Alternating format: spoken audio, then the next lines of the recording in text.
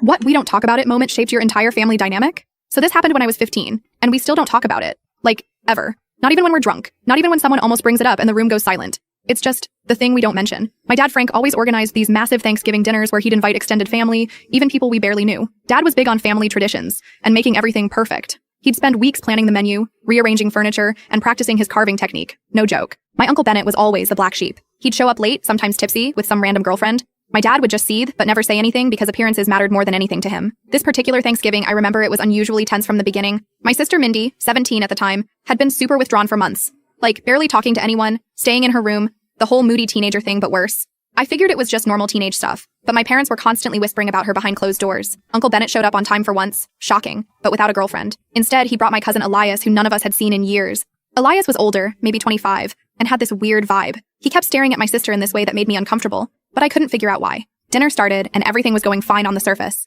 My dad making his stupid jokes, my mom anxiously refilling everyone's plates, me just trying to survive another family function. But there was this undercurrent of something. Mindy wouldn't look up from her plate. Uncle Bennett kept clearing his throat like he wanted to say something important. My dad kept shooting these warning glances at him. Then it happened during dessert. Mindy suddenly stood up, shaking, and announced she couldn't do this anymore. My dad immediately tried to shut her down, telling her to sit, and that now wasn't the time. But Mindy just exploded. She started talking about how Elias had been messaging her online for months, how he'd been flirting with her and trying to get her to meet up with him alone, how he knew she was 17 and his cousin but kept pushing anyway, how she'd told our parents 3 times and they just told her to block him and not cause family drama, how Uncle Bennett had laughed it off when my parents finally confronted him about it, saying Elias was just being friendly and Mindy was misinterpreting things. Elias started denying everything, calling Mindy crazy and attention-seeking. Uncle Bennett backed him up, saying teenagers were always exaggerating for drama. But then, and this is the part that still makes my stomach drop, Mindy pulled out her phone and started reading the actual messages, word for word. Some were so explicit I couldn't believe what I was hearing. My dad stood up and started screaming at Mindy to stop, that she was ruining Thanksgiving, that this wasn't appropriate dinner conversation, not at her cousin for being a creep, but at her for exposing it.